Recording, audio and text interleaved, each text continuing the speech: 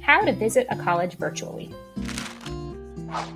So, you want to check out a college, walk around, get a sense of size, setting, and a feel for what it's like. How can you do that during a global pandemic?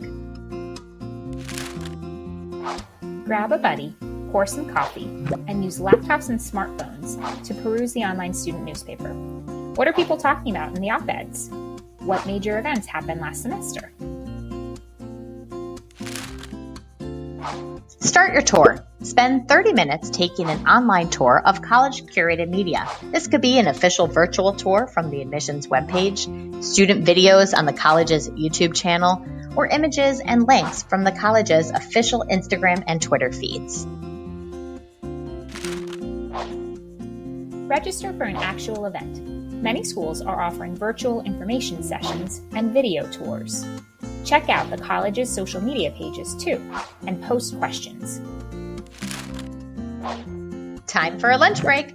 Take a few minutes to review on-campus dining options and look at online reviews and maps to discover what is within walking distance of campus. Then have lunch with your buddy and debrief.